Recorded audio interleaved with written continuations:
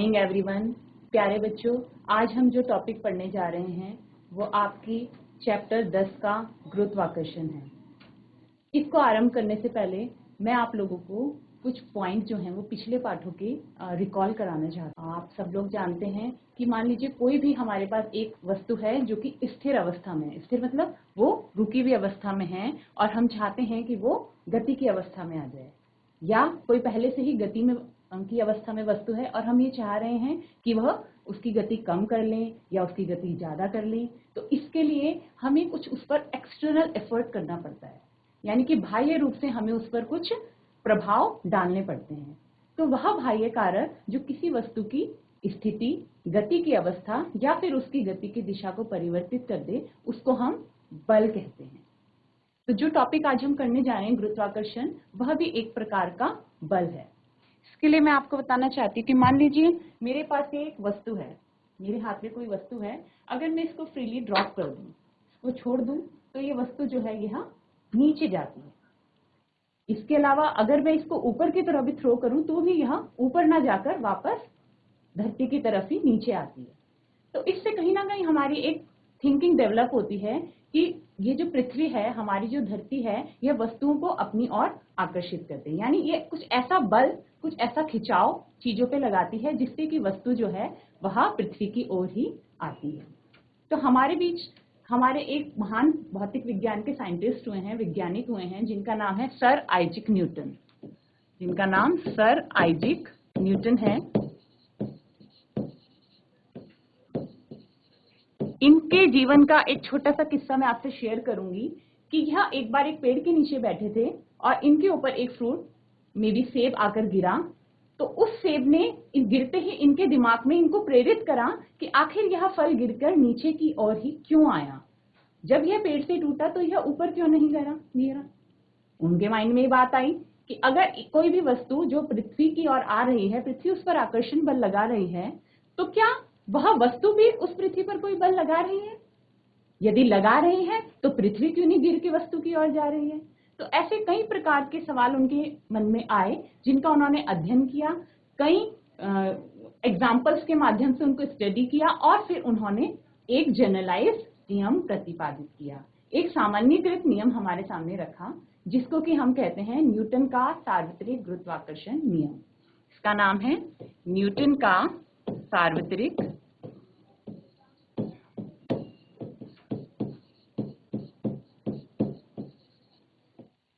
गुरुत्वाकर्षण नियम।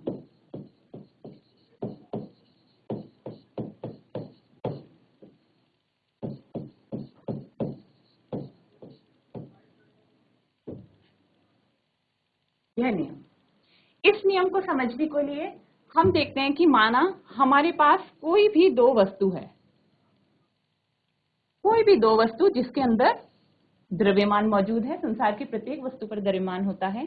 मान लेते हैं यह कोई वस्तु A है जिसका द्रव्यमान m1 है, और यह कोई दूसरी वस्तु B है जिसका द्रव्यमान m2 है। यदि हम इन दोनों को मिलाने वाली एक रेखा लें तो यह इन दो वस्तुओं के बीच की दूरी को शो करती है, जिसको हम d मान लेते हैं। तो न्यूटन ने जो नियम बताया, उन्होंने बोला कि इन दोनों वस्तुओं पर आपस में एक बल कार्यरत होता है, यानी कि जो पहली वस्तु है वह दूसरी वस्तु पर एक बल लगाती है, और ठीक इसी प्रकार जो दूसरी वस्तु है वह भी पहली वस्तु पर एक आकर्षण बल लगाती है।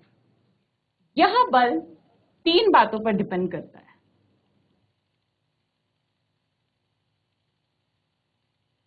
यह बल तीन चीजों पर डिपेंड करता है। फर्स्ट, m1 जो कि पहली वस्तु का द्रव्यमान है। सेकंड, m2 जो कि दूसरी वस्तु का द्रव्यमान है। एंड थर्ड, डिस्टेंस d जो इन दोनों द्रव्यमानों को मिलाने वाली रेखा के बीच की दूरी है।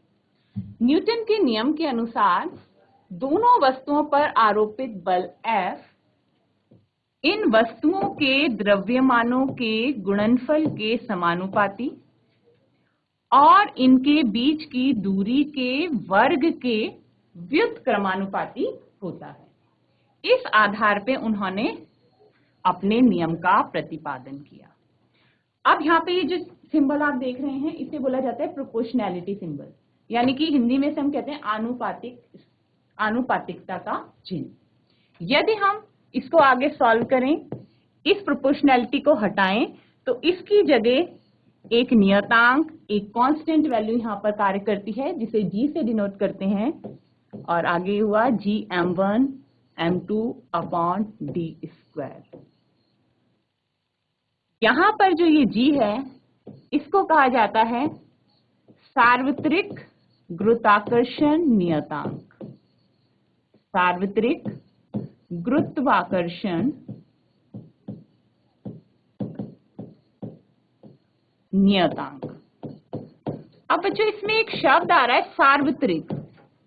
सार्वत्रिक सार्वत्रिक शब्द यानी कि यूनिवर्सल, इसका मतलब होता है जो संपूर्ण ब्रह्मांड में, ये नहीं कि हमारी पृथ्वी पर, चंद्रमा पर या फिर किसी अन्य जगह पर, नहीं, यह संपूर्ण ब्रह्मांड में इसकी वैल्यू फिक्स है, इसका मान नियत है। नियतांक मतलब कांस्टेंट, इसकी वैल्यू फिक्स है। इसका मान अर्थ पे भी यही होगा, इसका मान मून पे भी यही होगा, इसका मान ब्रह्मांड में कहीं पर भी एक फिक्स वैल्यू इसकी रहेगी, इसीलिए इसको सार्वत्रिक कहा जाता है। सार्वत्रिक मतलब यूनिवर्सल। तो और इसकी वैल्यू होती है G इज इक्वल टू, इसकी एक फिक्स वैल्यू है 6.673 इंटू 10⁻⁻11। इसका मात्रक है न्यूटन मीटर स्क्वायर kg-2। ये इसकी यूनिट है, इसकी वैल्यू फिक्स है, प्रत्येक जगह पर इसका मान फिक्स रहता है। तो इस आधार पर न्यूटन का नियम बना कि संसार की प्रत्येक वस्तु किसी दूसरी वस्तु को अपनी ओर आकर्षित करती है, और यह आकर्षण का बल उन दो वस्तुओं के द्रव्यमानों के गुणनफल के समानुपाती और उनके बीच की दूरी के वर्ग के व्युत्क्रमानुपाती होता है। अब प्रश्न आता है कि यदि दोनों वस्तुएं एक दूसरे पर समान बल आरोपित कर रही हैं, तो ऐसा क्यों हो रहा है कि धरती तो सेब की तरफ नहीं जा रही है, लेकिन जो सेब का एक छोटा टुकड़ा है वह धरती की ओर गिरकर आ रहा है। तो इसको समझने के लिए हमें न्यूटन के गति के नियम की ओर जाना होगा। न्यूटन की गति का तृतीय नियम कहता है, थर्ड लॉ कहता है, वह कहता है कि प्रत्येक वस्तु पर जो कि क्रिया बल आरोपित होता है, वह वस्तु भी विपरीत दिशा में बराबर प्रतिक्रिया बल आरोपित करती है। लेकिन फिर भी वह वस्तु में से एक वस्तु तो मूव कर जाती है, परंतु दूसरी वस्तु नहीं मूव कर पाती। तो इसको ऐड करने के लिए हम सेकंड लॉ देखेंगे। सेकंड लॉ कहता है कि बल जो होता है वह द्रव्यमान और त्वरण का प्रतिफल होता है, यानी कि F बराबर m ही होता है। अब समान बल, जैसा कि न्यूटन ने बताया कि वो वस्तु एक दूसरे पर समान बल लगा रही है, लेकिन उनके मास अलग अलग हैं। अगर पहली वस्तु का बल देखें तो m1 इंटू A1, यहाँ पर m1 पहली वस्तु का द्रव्यमान और A1 पहली वस्तु का त्वरण है। ठीक इसी प्रकार अगर दूसरी वस्तु से इसे देखें तो यहाँ पर m2 गुणा A2, यानी कि m2 दूसरी वस्तु का द्रव्यमान है और A2 उस वस्तु का त्वरण है। अब अगर हम इसको देखें तो इस पर लगने वाला बल बराबर है। बल बराबर की स्थिति में जिस वस्तु का द्रव्यमान अधिक होगा, यदि हम मान लें m1 is greater than m2, तो A1 is less than A2 होगा, यानी कि कम द्रव्यमान वाली वस्तु का त्वरण अधिक होगा, यानी वह अधिक अपनी स्थान से विस्थापित होगी। यही बात न्यूटन की गति के नियम से समझ आती है कि सेब का जो द्रव्यमान है वह पूरी पृथ्वी के द्रव्यमान के सापेक्ष बहुत कम है। तो बल तो वह सेब भी लगा रहा है, वह सेब भी पृथ्वी को अपनी ओर आकर्षित कर रहा है, लेकिन उसका मान पृथ्वी द्वारा लगाए गए एक्सीलरेशन की तुलना में बहुत कम है, जिसकी वजह से पृथ्वी को हम सेब की तरह आता हुआ महसूस नहीं करते हैं, बल्कि सेब ही जो है वह धरती की ओर आकर्षित होता है। तो यही न्यूटन का सार्वत्रिक गुरुत्वाकर्षण का नियम है। इस नियम के आधार पर आपके सामने यह एक प्रश्न है, तो हम सॉल्व करेंगे। प्रश्न है, यदि दो वस्तुओं के बीच की दूरी को आधा कर दिया जाए तो उनके बीच गुरुत्वाकर्षण बल किस प्रकार बदलेगा। इस प्रश्न का प्यारे बच्चों मैं आप लोग को एक बात बताना चाहती हूँ कि ये ऐसे छोटे छोटे प्रश्न जो हैं ये हमारे लिए बहुत ही मार्क्स गेनिंग होते हैं। मतलब अगर हम सिर्फ रट के ही किसी नियम को रखना दें, बल्कि हम उनके थोड़े से एप्लीकेशन लेवल की तरफ जाएं, उनसे न्यूमेरिकल्स को भी सॉल्व करें, तो हमारी समझ बहुत अधिक इससे विकसित होती है और ये मार्क्स गेनिंग का भी बहुत अच्छा तरीका है। क्योंकि आप नियम को किताब से पढ़ सकते हैं, पर जो अपनी तरफ से मैं आपको एक टेस्ट देना चाहती हूँ, मैं यही देना चाहती हूँ कि अगर आप इस तरीके के छोटे छोटे सवाल जो हमारी परीक्षाओं में आते हैं इनको समझ के हल करेंगे तो बिना किसी भय के आप इनमें परफॉर्म अच्छा कर सकते हैं, आप अच्छे मार्क्स गेन कर सकते हैं। तो हम जरा इस सवाल को देख लेते हैं। यह बोल रहा है कि यदि दो वस्तुओं के बीच की दूरी को आधा कर दिया जाए तो उनके बीच गुरुत्वाकर्षण बल किस प्रकार बदलेगा। इस प्रश्न को पढ़ते ही हमारे दिमाग में इतना क्लियर है कि दो वस्तुओं के बीच लगने वाले बल की बात है, तो हम यहां पर सीधा करेंगे। न्यूटन के गुरुत्वाकर्षण नियम के अनुसार दो वस्तुओं के बीच लगने वाला आकर्षण बल F बराबर G m1 m2 upon d square. अब दो वस्तुएं हैं यहाँ पे, इसमें पहले को हम m1 द्रव्यमान ले रहे हैं, दूसरे को m2। अब कंडीशन है कि यदि f डैश सेकंड कंडीशन है जिसमें हम वस्तु के उन दोनों वस्तुओं के बीच की दूरी को आधा करने की बात कह रहे हैं। यदि इस d का मान बदल के आधा कर दिया जाए, द्रव्यमान के बारे में कुछ नहीं कहा गया, उनको हम एज इट इज लेंगे, जैसे का तैसा लेंगे, g m1 m2 upon d के मान को हम परिवर्तित कर रहे हैं। प्रश्न के अनुसार d के मान को हम आधा कर रहे हैं, यानी कि हाफ, यानी नया d जो हो जाएगा d/2 और इसका स्क्वायर। तो आगे सॉल्व करेंगे तो ये बना g m1 m2 upon d square, और 2 का भी वर्ग आएगा, 2 स्क्वायर की वैल्यू होती है 4 और वो 4 इसमें ऊपर चला जाएगा, d स्क्वायर बाई 4 और वो इसमें मल्टीप्लाई में ऊपर चला गया, दैट इज इक्वल टू 4। ये वैल्यू जो है 4 को छोड़ के यह अगेन हमारे f के बराबर है, इसको रिप्लेस करेंगे f। यहां से हमारे पास आया f dash is equal to 4 times of f। f क्या था? उन वस्तुओं के बीच पहले से लगने वाला आकर्षण बल, और f डैश क्या है? दूरी चेंज करने के बाद, दूरी को हाफ करने के बाद उनके बीच लगने वाला आकर्षण का बल। तो इससे निष्कर्ष निकल रहा है कि जो नया आकर्षण बल है दूरी आधी करने के बाद, वह पहले वाले बल का 4 गुना है। तो इसमें आंसर यही बनेगा कि गुरुत्वाकर्षण बल 4 गुना हो जाएगा। वस्तु पे आरोपित गुरुत्वाकर्षण बल 4 गुना हो जाएगा।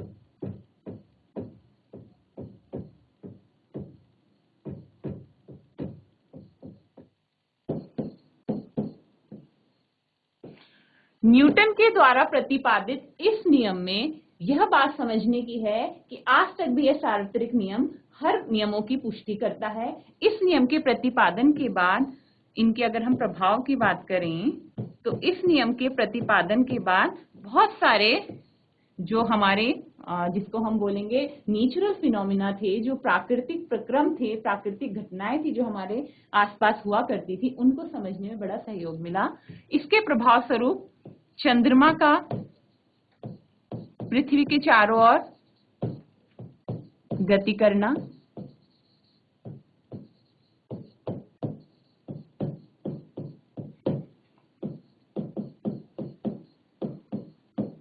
इसकी व्याख्या हो पाई। ठीक इसी प्रकार ग्रहों की गति की व्याख्या की जा सकी।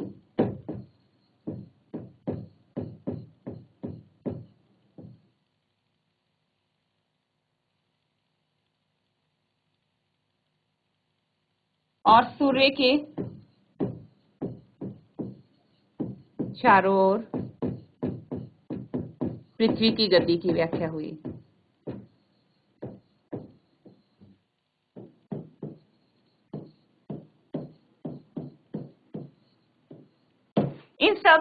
जो हमारे नेचुरल फिनोमेना है, प्राकृतिक घटनाएं हैं, इन सब की व्याख्या इस नियम के आधार पर आसानी से की जा सके। इसी आधार पर एक अगला प्रश्न मैं आपको इसमें बताती हूं। यदि दो वस्तुओं के बीच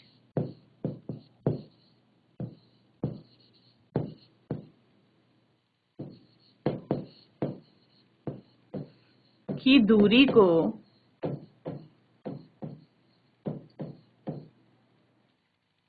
दो गुना कर दिया जाए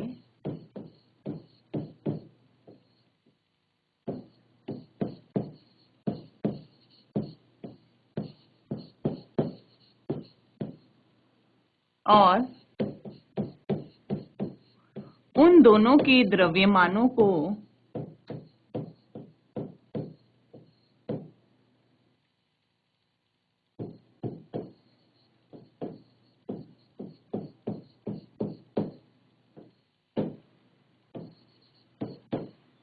आधा कर दें,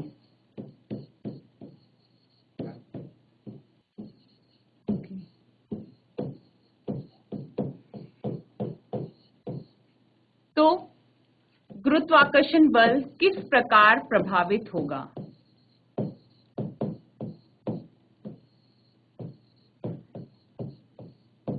किस प्रकार यह प्रभावित होगा?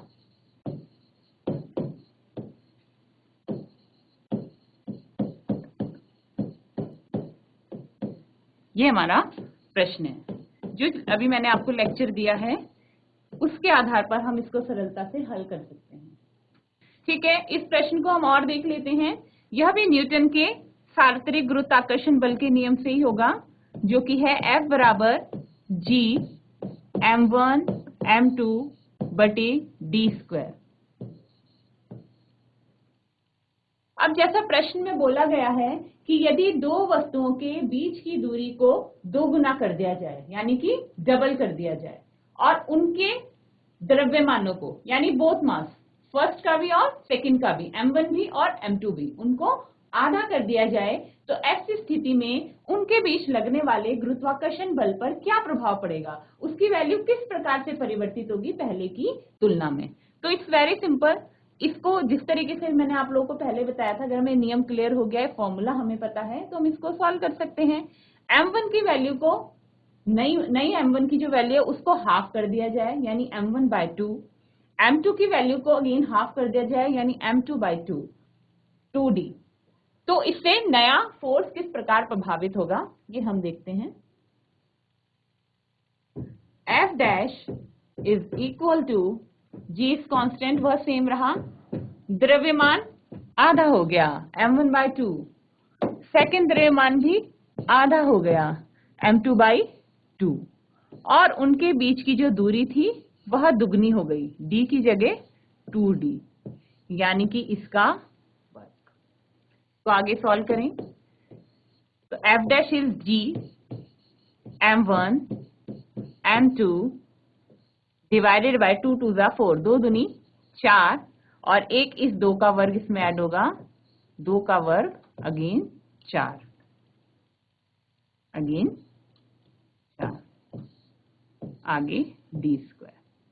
अब अगर इसे और आगे सॉल्व करेंगे हम, तो G m1 m2 divided by 4 4 जा 4 चौक 16 d स्क्वायर।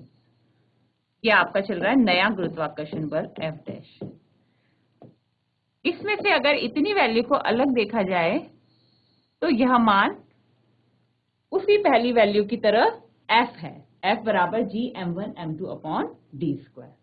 तो इसको इससे रिप्लेस करते हैं, तो यहाँ पे हमें प्राप्त होता है F dash is equal to F upon 16, यानी कि उनके बीच कार्यरत नवीन गुरुत्वाकर्षण बल पहले गुरुत्वाकर्षण बल की तुलना में 1/16 गुना हो जाएगा, यानी 16वें भाग के बराबर उसकी वैल्यू घट जाएगी। This is the answer, 1/16 Guna.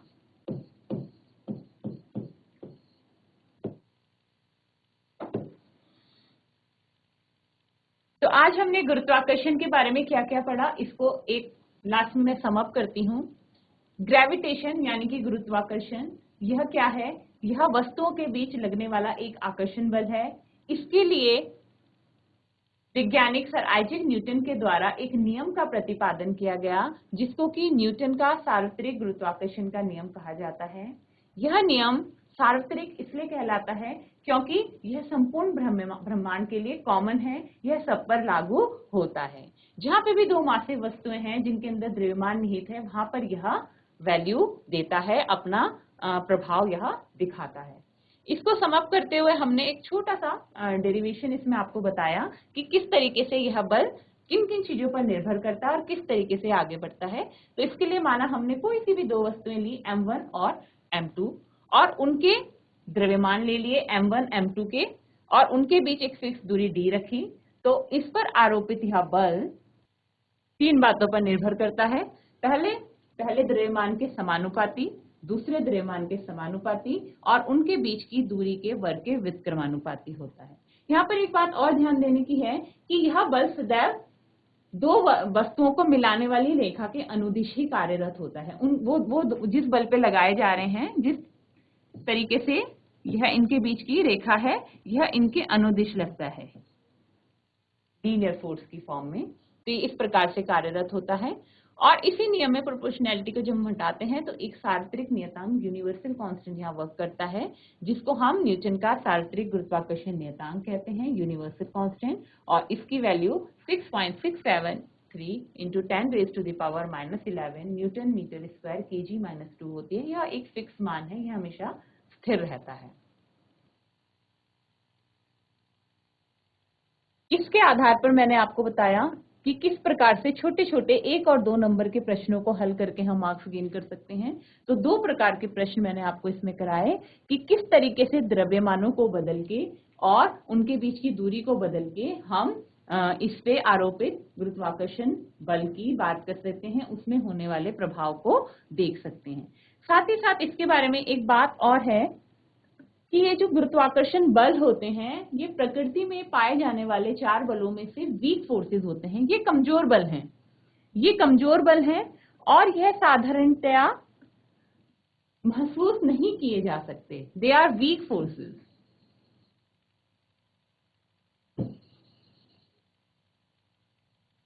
They are weak forces. ये बहुत कमजोर बल होते हैं गुरुत्वाकर्षण के बल, और ये लार्ज स्केल पर ही एप्लीकेबल होते हैं। यानी कि जब बहुत बड़े बड़े द्रव्यमान जैसे पृथ्वी, सूर्य इस तरीके के हैं, तब ये महसूस होते हैं। ऐसा नहीं कि छोटी चीज पर लग नहीं रहे हैं, कम द्रव्यमान की वस्तु के बीच में ये एग्जिस्ट करते हैं, परंतु इनका अनुभव नहीं हो पाता। इसका एक छोटा सा उदाहरण मैं आपको देना चाहती हूँ कि मान लीजिए कि आप कक्षा में बेंच पर आप 2 बच्चे आप अपने मित्र के साथ बैठे हैं, तो आप भी एक मासिव हैं, आपके अंदर भी द्रव्यमान है, आपके मित्र के अंदर भी द्रव्यमान है, आप दोनों के बीच एक निश्चित दूरी है, फिर आप लोग एक दूसरे के साथ यह बल महसूस क्यों नहीं कर पाते? इसका रीजन यह है कि आपके और आपके मित्र के द्रव्यमान यह लोअर है, मतलब लार्ज स्केल पर नहीं है। तो वहां पर गुरुत्वाकर्षण बल मौजूद है, किंतु वह बहुत कम मात्रा में है, जो कि हमको महसूस नहीं हो पाता, because they are weak forces. यह प्रकृति में कमजोर बल होते हैं। जब बड़े बड़े स्तर पर, जैसे कि सूर्य का द्रव्यमान, चंद्रमा का द्रव्यमान, जब एक बड़ी स्थिति में ये लागू होते हैं, उस परिस्थिति में इनकी वैल्यू बढ़ जाती है। क्योंकि जैसा आपने यही देखा कि जी की वैल्यू जो है अपने आप में 6.673 10⁻⁻11, यानी कि जो -11 वाली टर्म है, इससे क्लियर हो रहा है कि यह कितने ज्यादा कम है, कितनी वैल्यू इनकी कम है, जिसकी वजह से हम इनको आपस में महसूस नहीं कर सकते। तो इस प्रकार से आप इसको ध्यान रखेंगे कि ये गुरुत्वाकर्षण के जो बल कार्य करते हैं, प्रकृति में पाए जाने बलों में कमजोर बलों के अंतर्गत ये आते हैं। और रीजनिंग रूप में आपको जो मैंने उदाहरण दिया, ये आपसे प्रश्न परीक्षा में भी पूछा जा सकता है कि भाई आप अपने मित्र के साथ बैठे हैं, वहां पर गुरुत्वाकर्षण बल क्यों नहीं लग रहा है, उसको आप क्यों नहीं महसूस कर पा रहे हैं? तो उसका यह आंसर है। तो मैं उम्मीद करती हूँ कि आप लोगों को जो आज मेरे द्वारा बताया गया गुरुत्वाकर्षण के बारे में मेरा ये प्रयास रहा है, मैं समझती हूँ कि आप लोगों ने इससे अच्छा सीखा होगा।